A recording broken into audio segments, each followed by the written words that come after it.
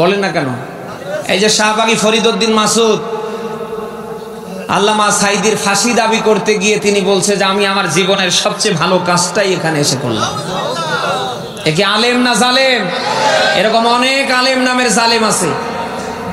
এই যে মুফতি সাঈদ আহমেদ কলরবের যে শিল্পী, আপনারা সবাই চিনেন না? বলেন না কেন? আল্লামা সাঈদীর ফাঁসি দাবি করবার জন্য এই শয়তানটাও শাহবাগী ফরিদউদ্দিন মাসুদের সাথে গিয়েছে। আপনি কি শুনতেছেন? চট্টগ্রামের ওই এক কুলাঙ্গার নদভী নাকি ওরে গ্রেফতার করার পরে নাটক করছে, তাকে নাকি জামাতে ইসলামীর লোকজন কিডন্যাপ করেছে। এ কি কোনো শয়তান বিশ্বাস করে? হ্যাঁ, এ কি কোনো পাগলে বিশ্বাস করে?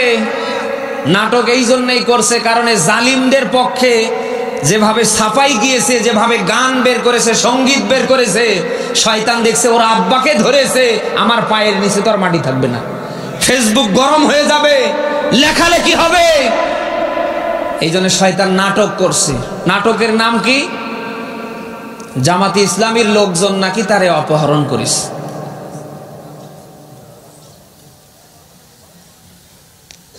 আলেম যারা আছেন, আলেম হওয়ার মতো হন, জালিমের সামসা হইয়েন না। আল্লাহর দিকে তাকিয়ে হক কথা বলবেন। আপনার আব্বাও যদি নারাজ হয়ে যায়, যাক, অসুবিধা নেই। আপনার কাজ হচ্ছে আল্লাহর দিকে তাকিয়ে কথা বলা। বলেন না কেন?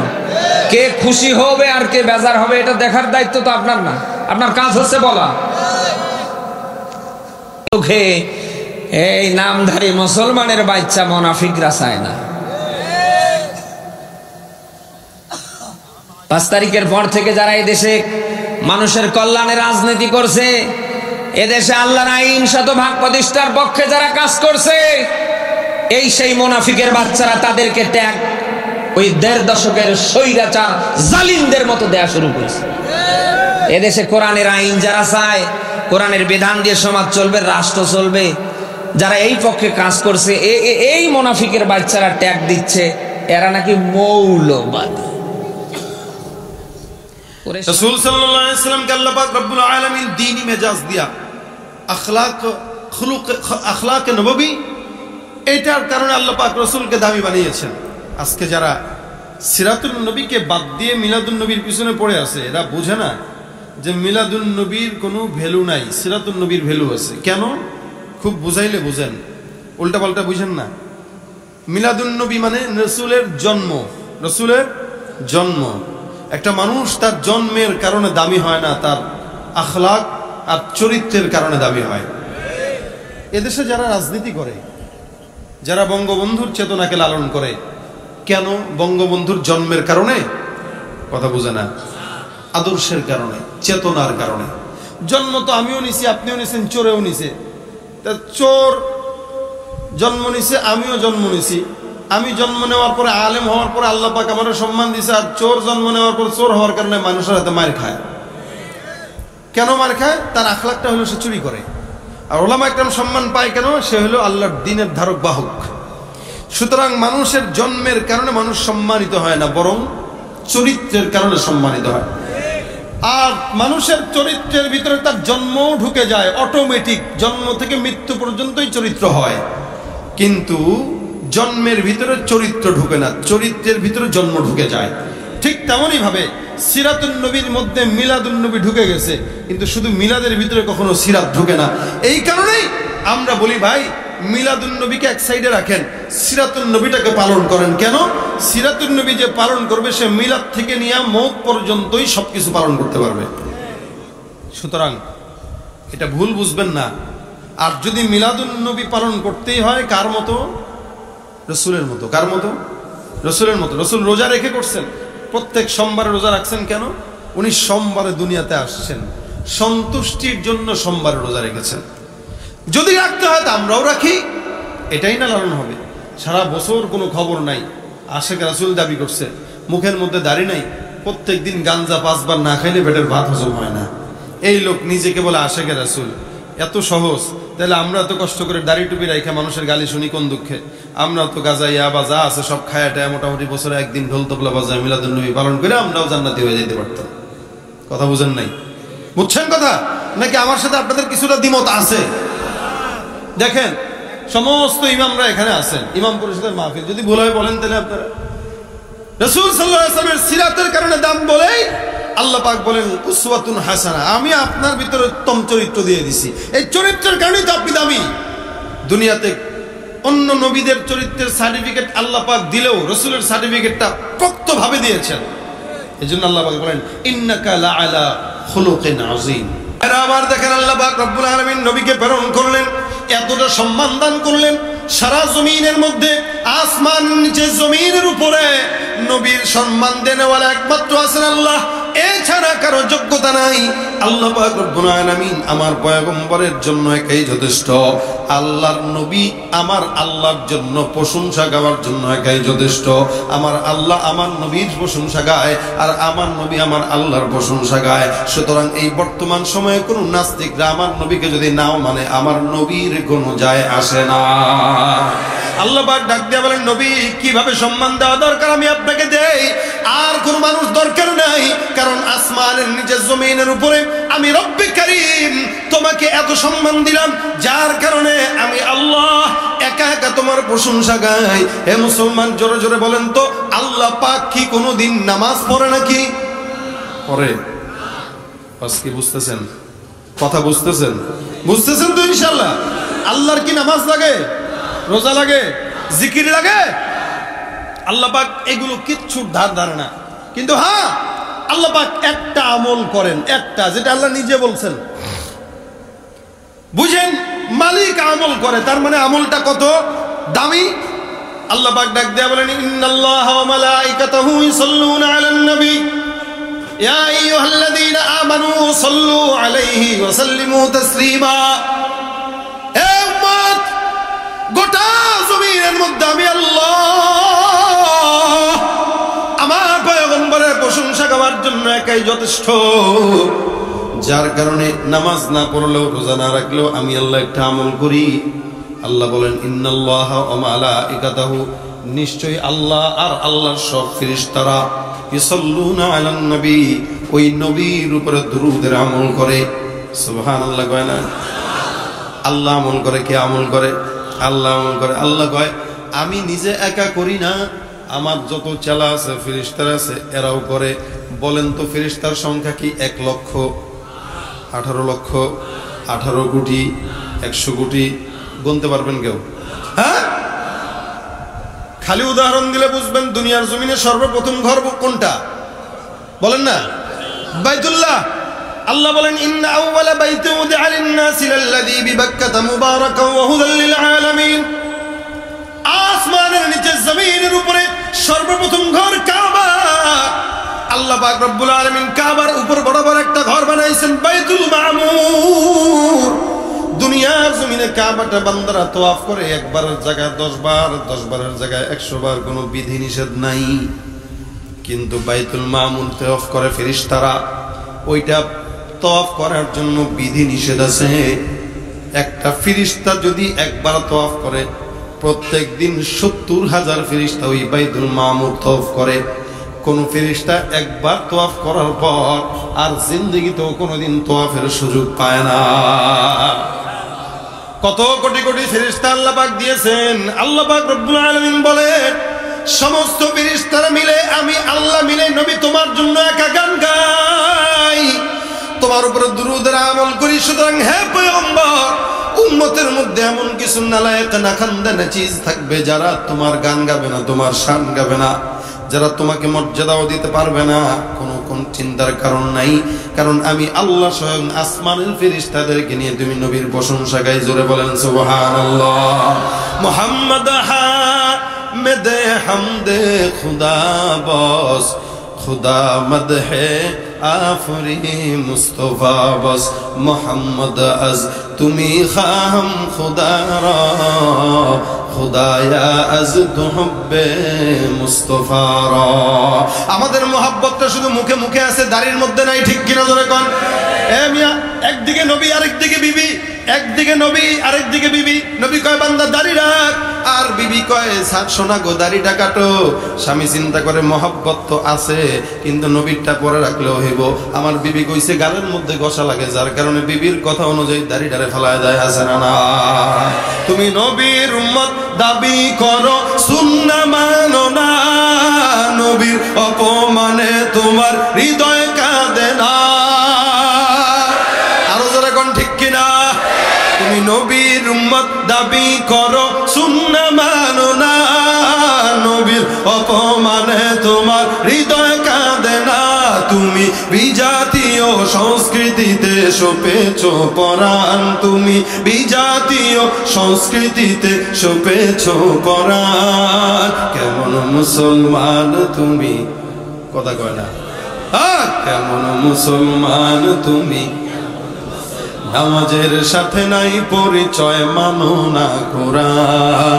নামাজের সাথে নাই পরিচয়, মানো না কোরআন। তুমি কেমন, তুমি কেমন মুসলমান? কষ্ট পাইতেছেন একটু, রাগ করতেছেন একটু?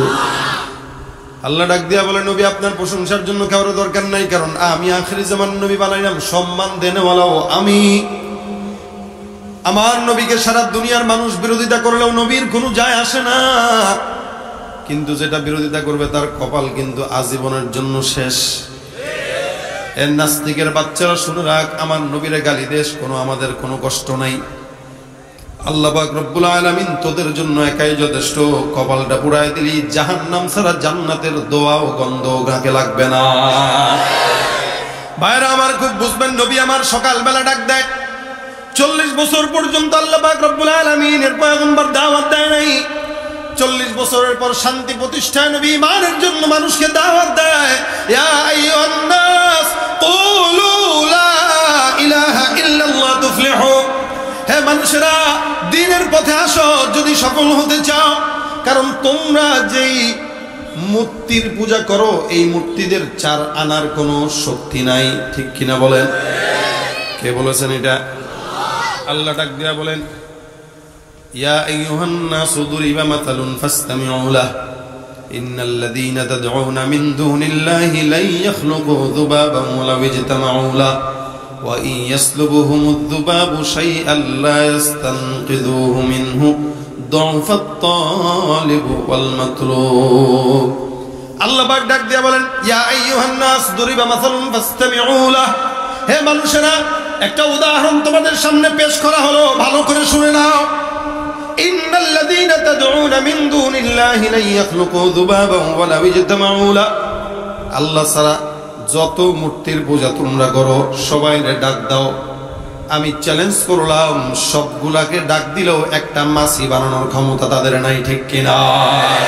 ওয়া ইয়াসলুবুহুমুদ যুবাবু শাইআন লা ইস্তানকিযুহু মিন। আর ওই মাছিটা যদি তাদের থেকে কিছু ছিনায় নেয়, আল্লাহ পাক ডাক দেয়া বলতেছেন, ওই ছিনায় নেওয়াটাকে এই সমস্ত মূর্তিরা ফিরাইতেও পারে না, ঠিক কিনা? সুতরাং দু'ফাত তালিব ওয়াল মাতলুব, যারা পূজা করে আর যাদের পূজা করে এরা উভয়েই হলো দুর্বল। সুতরাং ইয়া আইয়ুহান নাসু কুলু লা ইলাহা ইল্লাল্লাহ তুফলিহু। তোমরা সবাই মিলে আল্লাহ পাকের কাছেই আসো, ইমানের রাস্তায় আসো। নবী যখন ইমানের কথা বলা শুরু করলেন, আল্লাহর নবীর বিরুদ্ধে দাঁড়ায় গেলেন এলাকার কাফের মুশরিকরা আগে না, বরং তার আপন চাচা আবু লাহাব আগে দাঁড়াইলেন। তার মানে বোঝা গেল, এই জমিনের মধ্যে ক্ষতি করে বাহিরের মানুষ না, ঘরের মানুষ। হুজুররাই হুজুরদের বিরোধিতা করে, ডাক্তার ডাক্তারের বিরোধিতা করে, মুহতামিম মুহতামিমের বিরোধিতা করে, নেতা নেতার বিরুদ্ধে যায়, মুসলমান মুসলমানের বিরুদ্ধে যায়, আর ইহুদি নাসারা মিটমিটায়া হাসে, ঠিক কিনা বলেন? আজকে আমরা আমাদের পিছনে লেগে গেছি, যার কারণে মুনাফিকদের কোনো কিছু করা লাগে না, এরা হাসে আর তালি দেয়। আল্লাহর নবী দাওয়াত দিলেন, আবু লাহাব ডাক দিয়া বলে, তাব্বান লাকা ইয়া মুহাম্মদ, ধ্বংস হোক তোমার। এক সাহাবী উনি বর্ণনা করে, আমি একবার পয়গম্বরে দেখলাম দুলমাজাজের মধ্যে বাজারে গেলেন, যাওয়ার পর নবী এই দাওয়াতটা দিতেছেন, হে ভাইরা তোমরা ঈমান আনো, কালেমা পড়ো। পিছন থেকে একজনকে দেখলাম, তাকে অনুসরণ করে আর ইট দিয়া পাথর দিয়া নবীর গায়ে আঘাত দেয়।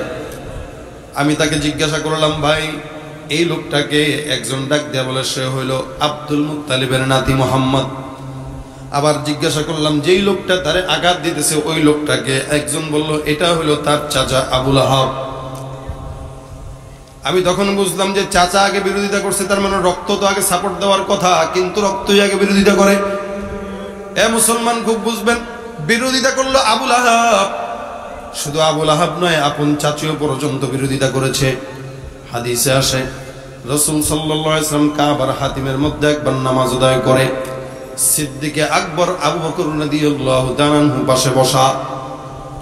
আল্লাহর নবী নামাজ আদায় করতেছেন, ইয়াসিনুল কুরআনিল হাকীম ইন্নাকা লামিনাল মুরসালিন।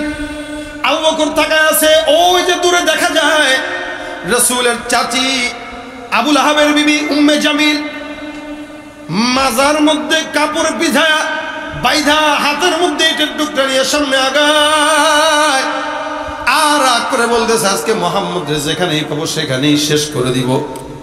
আবু বকর সিদ্দিক রাসূলকে ডাক দিয়া কয়, হুজুর ওই যে আসতেছে, দূর থেকে দেখা যায় আপনার মারার জন্য আপনার চাচি আসতেছে, হুজুর একটু পলায়া যান। নবী কয় টেনশনের কারণ নাই, আমি নামাজে দাঁড়ায় যাব, ইনশাআল্লাহ বেঈমানের হাত থেকে রক্ষা করণে হবেন আমার আল্লাহ। নবী আমার নামাজের মধ্যে দাঁড়ায় গেলেন, খুব বুঝেন, নামাজ নবী দাঁড়ায় গেলেন, আবুল আহাবের বিবি সামনে আসলো, আবু বকরকে ডাক দিয়ে বলে, হে বকর কোথায় তোমার বন্ধু, কোথায় মুহাম্মদ? একটু আগেই দেখছিলাম এখানে। আল্লাহর নবী সাল্লাল্লাহু আলাইহি ওয়াসাল্লাম নামাজের মধ্যে। আবু বকর মনে মনে কয়, কিরে নবী তো আমার সামনে নামাজ পড়তেছে, আমি দেখতেছি কিন্তু এটা দেখে না। আমি যেহেতু নিজের চোখে দেখি আর এ দেখে না, তার মানে বোঝা গেল চোখ থাকিতেই অন্ধ। আবু বকর ডাক দিয়া বলে, আরে একটু আগে তো এখানে দেখছিলাম। কি জান আপনি দেখতেছেন না? কনা কই কই কই? আবু বকর কই দেখছিলাম তো, আমিও তো দেখছিলাম। মিথ্যা কথা বলছে? বলে নাই যে আমি জানি না, বলছে আমিও তো দেখছিলাম। আপনি দেখতেছেন না? কয় না আমি দেখি না। তারা বলে দিও সে যেন সামনে সতর্ক থাকে, উল্টা পাল্টা কথা যদি বলে তাহলে আমি কিন্তু তার খবর ছুটায় দেবো। মহিলা মানুষ আর কি বলবে। আল্লাহর নবী চলে যাওয়ার পরে নামাজ শেষ করলেন। আবু বকর ডাক দিয়া বলেন, হে পয়গম্বর আপনি নামাজ আদায় করলেন, আমি দেখলাম আপনি উপস্থিত ছিলেন, কিন্তু আবুল আহাবের বিবি দেখে নাই। আল্লাহ পাক রব্বুল আলামিনের হাবিব বলেন, আল্লাহ পাক আয়াত নাযিল করলেন, ফাইদা ক্বরাতাল কুরআনা জাআলনা বাইনাকা ওয়া বাইনাল লাযিনা লা ইউমিনুনা বিল আখিরাতি হিজাবাম মাসতুরা। আল্লাহু আকবার, আল্লাহু আকবার। আল্লাহর নবী ডাক দিয়া বলেন, আল্লাহ পাক বলেন, হে পয়গম্বর তুমি যখন কোরআন তেলাওয়াতে দাঁড়া যাও, আমি আল্লাহ পাক তোমার আর কাফিরদের মাঝখানে একটা সুন্দর দেয়াল দিয়া দেই, যেই দেয়ালের কারণে কাফিররা তুমি পয়গম্বরকে দেখতে পায় না। আমার পয়গম্বর আল্লাহর নবী দ্বীনের দাওয়াত দেওয়ার পর মানুষরা তার বিরোধিতা করছে। সর্বপ্রথম নবীজি দাওয়াত দেওয়ার পর ইসলাম কবুল করেছেন খাদিজাতুল কুবরা। মহিলাদের মধ্যে সর্বপ্রথম খাদিজা, মেয়েদের মধ্যে সর্বপ্রথম ফাতেমা, আর পুরুষদের মধ্যে সমবয়সীদের মধ্যে সর্বপ্রথম আবু বকর, আর যুবকদের মধ্যে সর্বপ্রথম আলী। নবী সাল্লাল্লাহু আলাইহি ওয়াসাল্লাম তারপরে দোয়া করেন, এভাবে গোপনে গোপনে দাওয়াত আর কতদিন দিব? সমাজ পরিবর্তনের জন্য কাজ করতে হবে। এই সমাজটা একদম মূর্খতায় ছয়লাভ। এই সমাজের মধ্যে পরিবর্তন আনতে গেলে আল্লাহর দ্বীনের বিধান ইসলাম কায়েম করা লাগবে। আজকে বাংলার জমিনে এত অত্যাচার, এত জেনা, এত বিচার, এত আঘাত, এত চুরি, এত দুর্নীতি, এত ডাকাতি, আমরা বিশ্বাস করি আল্লাহর বিধান পুঙ্খানু কায়েম হলে এই দেশ থেকে সমস্ত অন্যায় দূর হয়ে যাবে। ঠিক কিনা ধরে কয়? সমাজ বিনির্মাণে ইসলামী জীবন ব্যবস্থার বিকল্প নাই।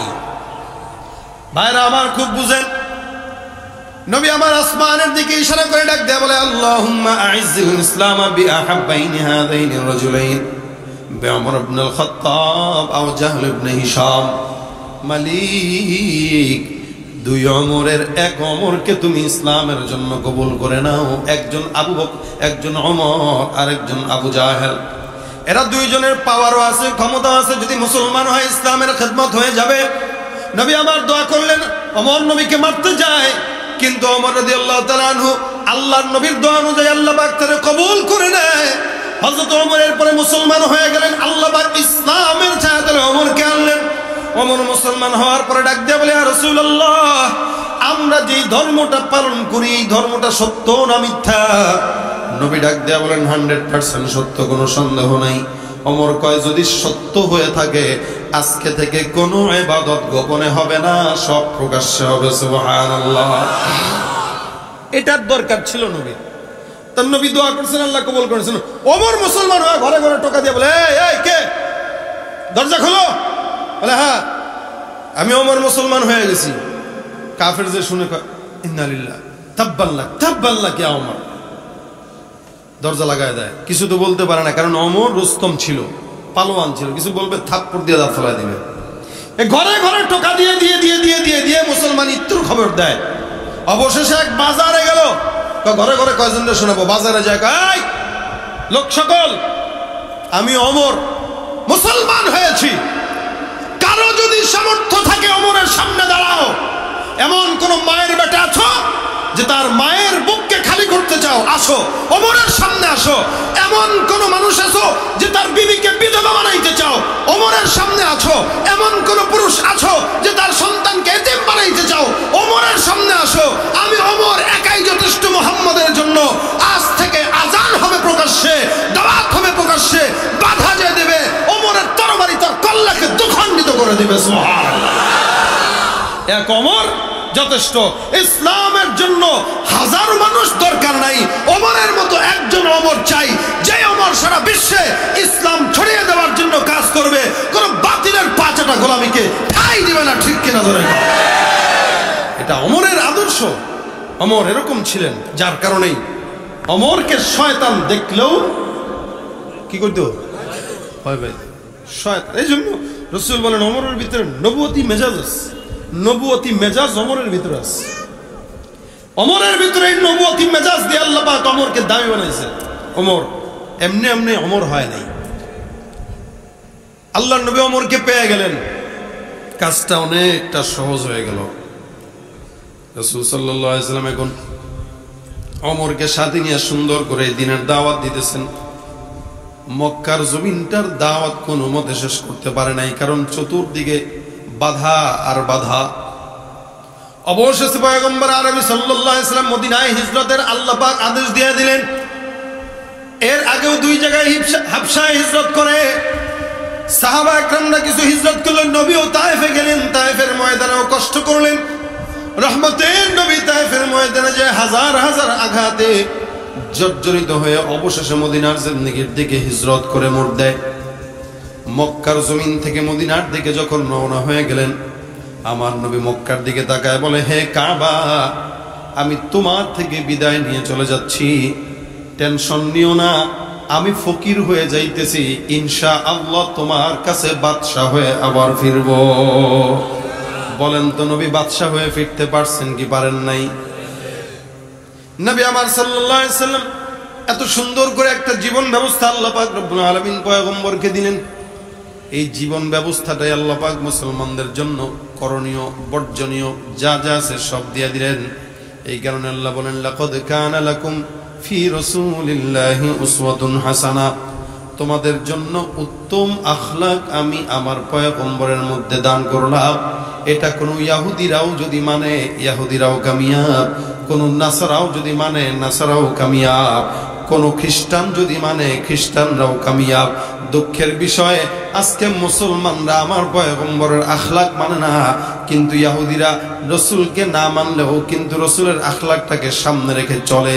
যার কারণে আজকে ইহুদিদের হাতেই ক্ষমতার পাওয়ার, আর মুসলমানরা কেবল মায়ের খাওয়ার জাতি আর ভিক্ষুকের জাতি। ঠিক কিনা? কেন? যেটা পড়া দরকার ছিল মুসলমানদের সেটা মুসলমান পড়ে না, ইহুদিরা পড়ে। আমাদের চাইতে তারা বেশি কোরআনকে রিচার্জ করে, আমাদের চাইতে তারা বেশি হাদিসকে রিচার্জ করে, আমাদের চাইতে তারা সুন্নত বেশি রিচার্জ করে। যার কারণে ওরা না মানলেও ওরা রিচার্জ করে ভালো নিয়তে নয়, খারাপ নিয়তে। আর আমরা তো ভালো নিয়ত না খারাপ নিয়ত একটাতেও আমরা রিচার্জ করতে পারি না, পড়ি না। 24 ঘন্টা মোবাইল আর মোবাইল। মোবাইল আমাদের জিন্দেগির বেশ অর্ধেক বরকতকে ছিনাই নিয়ে যেতেছে, আমাদের জীবনে বেশ অর্ধেক বরকত। রাসূল সাল্লাল্লাহু আলাইহি ওয়াসাল্লামকে আল্লাহ পাক রব্বুল আলামিন দ্বীনি মেজাজ দিয়া আখলাক নববী এটার কারণে আল্লাহ পাক রসুলকে দামি বানিয়েছেন। আজকে যারা সিরাতুন নবীকে বাদ দিয়ে মিলাদুন নবীর পিছনে পড়ে আছে, এরা বোঝে না যে মিলাদুন নবীর কোনো ভ্যালু নাই, সিরাতুন নবীর ভ্যালু আছে। কেন? খুব বুঝাইলে বুঝেন, উল্টা পাল্টা বুঝেন না। মিলাদুন নবী মানে রসুলের জন্ম, রসুলের জন্ম।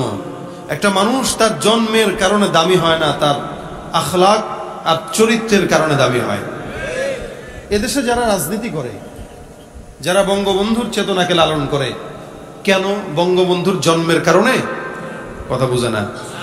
আদর্শের কারণে, চেতনার কারণে। জন্ম তো আমিও নিছি, আপনিও নিছেন, চোরেও নিছে। তা চোর জন্ম নিছে, আমিও জন্ম নিছি। আমি জন্ম নেওয়ার পরে, আলেম হওয়ার পরে আল্লাহ পাক আমারও সম্মান দিছে। আর চোর জন্ম নেওয়ার পর চোর হওয়ার কারণে মানুষের হাতে মার খায়। কেন মার খায়? তার আখলাকটা হলো সে চুরি করে। আর ওলামা একরাম সম্মান পায় কেন? সে হলো আল্লাহর দ্বীনের ধারক বাহক। সুতরাং মানুষের জন্মের কারণে মানুষ সম্মানিত হয় না, বরং চরিত্রের কারণে সম্মানিত হয়। আর মানুষের চরিত্রের ভিতরে তার জন্মও ঢুকে যায়, অটোমেটিক জন্ম থেকে মৃত্যু পর্যন্তই চরিত্র হয়। কিন্তু জন্মের ভিতরে চরিত্র ঢুকে না, চরিত্রের ভিতরে জন্ম ঢুকে যায়। ঠিক তেমনই ভাবে সিরাতুন নবীর মধ্যে মিলাদুন নবী ঢুকে গেছে, কিন্তু শুধু মিলাদের ভিতরে কখনো সিরাত ঢুকে না। এই কারণেই আমরা বলি, ভাই মিলাদুন নবীকে এক সাইডে রাখেন, সিরাতুন নবীটাকে পালন করেন। কেন? সিরাতুন নবী যে পালন করবে, সে মিলাদ থেকে নিয়ে মওত পর্যন্তই সবকিছু পালন করতে পারবে। সুতরাং এটা ভুল বুঝবেন না। আর যদি মিলাদুন নবী পালন করতেই হয়, কার মতো? রসুলের মতো। কার মতো?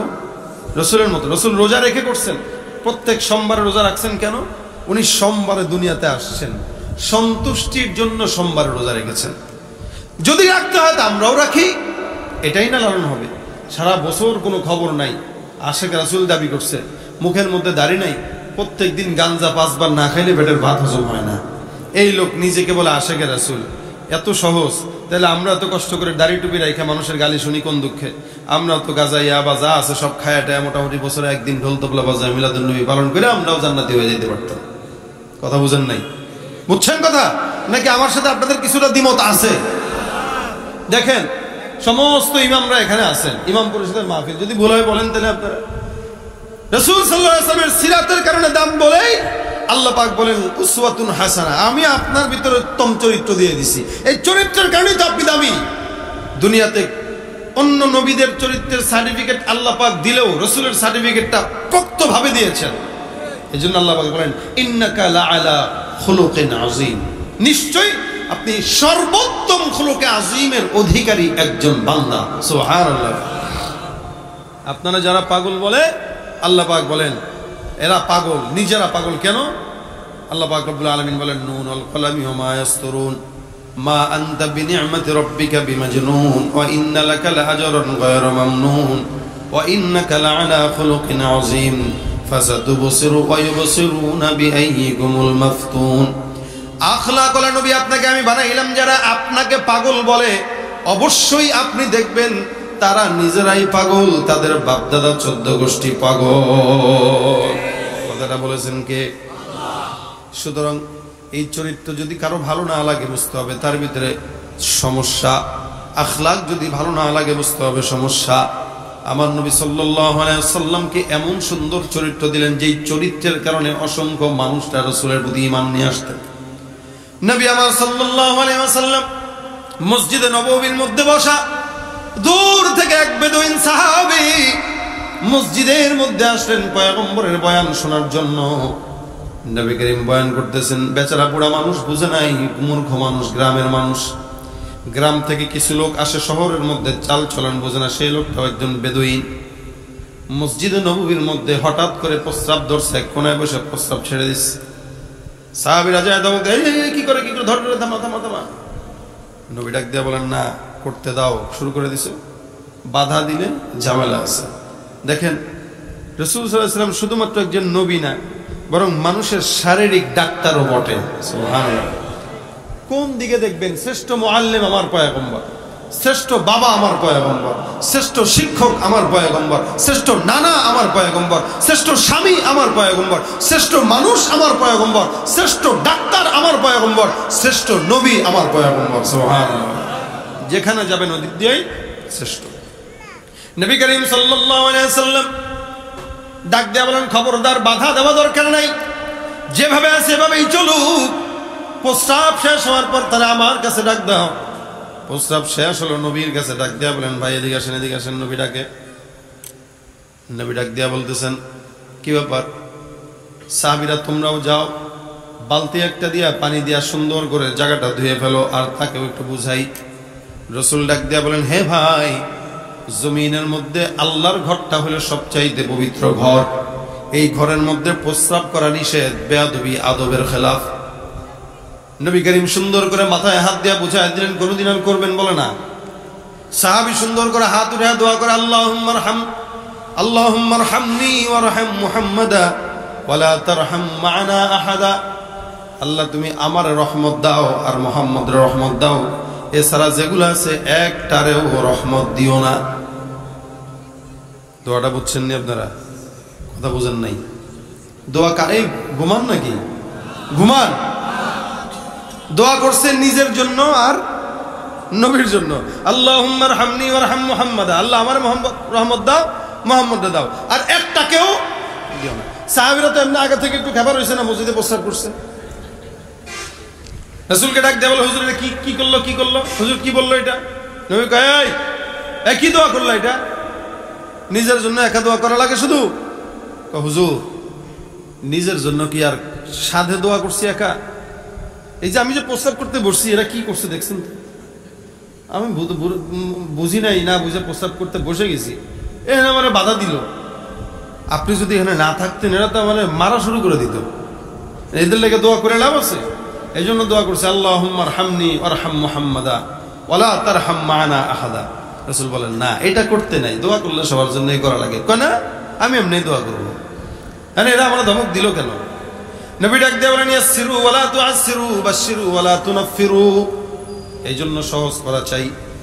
একজন মানুষ গুনাহ করছে, এ মিয়া, আপনি কি গুনাহ করেন আমি জানি না মিয়া, হ্যাঁ সব কিন্তু দিমু হাস করে দিমু, বাস। আরে আজীব অবস্থা। একজন এই করছে, ভাই জাহান্নামে তো আপনি যাবেন মিয়া। আল্লাহ কয় না, নবী কয় না, বাশশিরু ওয়ালা তুনাফফিরু, জান্নাতের সুসংবাদ দাও। নফরত, ঘৃণা পয়দা করো না, সহজ করো, তার জন্য কঠিন করো না। কেউ অন্যায় করছে, হাত মাথার মধ্যে বুলায়া, ভাই আপনার এই কাজটা কেমন কেমন লাগছে, একটু চেঞ্জ করেন, নিজের জন্যই করেন, ভালো হয়। হাত বুলায়া দেন, দেখবেন ইনশাল্লাহ দ্বিতীয় দিন গুনাহ করবে না। আর যদি কোন মিয়া কি যে করেন, সব তো জানি, উপরে উপরে ভালো ভালো তার প্রকাশ করেন, আর ভিতরে ভিতরে তলে তলে টেম্পু চালান না। আরে মিয়া, তলে টেম্পু চালাইছে, আপনার সমস্যা কি? আল্লাহ যদি তার বিচার করে, আপনি বিচার করার কে?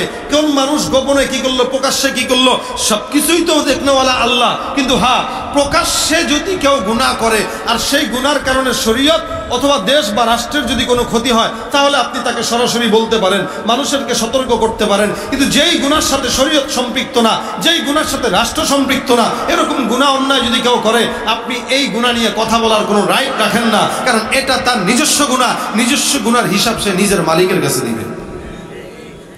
সমালোচনা, গীবত কখন করা যায়? কখন করা যায়? যখন ওই অন্যায়ের সাথে সমাজ জড়িত থাকে। যেমন মদ, এটা হলো উসুল। মদ এটা পান করা হারাম।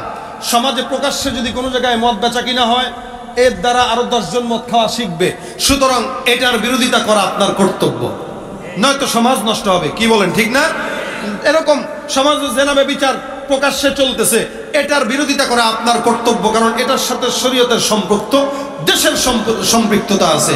পাশাপাশি কেউ যদি আবার এরকম কোনো অন্যায় করে, যেমন এই মিলাদুন নবী নিয়ে ঝগড়া ফাসাদ করে, যারা মিলাদকে যারা একদম আসমানে উঠায়, নবীকে আল্লাহর উপরে উঠায় নেয়, এদের ব্যাপারেও সতর্ক করা জরুরি, ইমানি দায়িত্ব, কারণ এর দ্বারা ইসলামের ক্ষতি হইতেছে। সুতরাং এর ব্যাপারে যদি কারোর কাছে বলেন, এটা গীবত হবে না, বরং ইসলামের কল্যাণে ইমানের দায়িত্ব পালন করা হবে। এছাড়া কেউ গোপন জেনা করলো, গোপনে করছে, কেউ জানে না, আপনি কোনো মতে দেখছেন, আমি কিন্তু জানিয়ে দেখেন আমার কাছে আছে, এটা হারাম।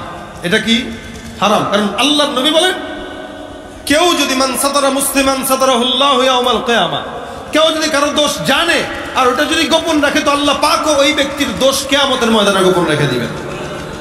সুতরাং গোপন অন্যায় যদি কেউ করে, গোপন পাপাচার যদি কেউ করে, ওটাকে গোপন রাখতে দেন। জানলেও না জানার ভান ধরেন, নিজের জন্য। কেন? যে আমি এটা বলবো না, আল্লাহ পাক যেন আমার গুনাহটাকে গোপন রাখে, এই নিয়তে।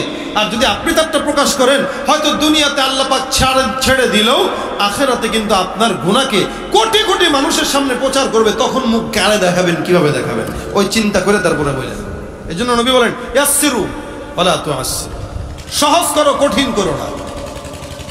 ভাইরা আমার খুব বুঝবেন, নবীর আখলাকি ছিল সহজতার আখলাক। আর এই মাথায় হাত বুলায় বুলায় রাসূল ইসলামকে এই পর্যন্ত এনেছেন। নয়তো তায়েফে যেই পরিমাণে কষ্ট আমার নবীকে দিয়েছে, নবীর কাছে আল্লাহ পাক জিবরাইলকে পাঠায় বলছেন, জিবরাইল যায় বলো, একবার যদি খালি নবী বলে সবগুলোরে পাহাড় থেকে ফেলে দিয়ে ধ্বংস করে দিব। রাসূল বদদুয়া দিছিলেন?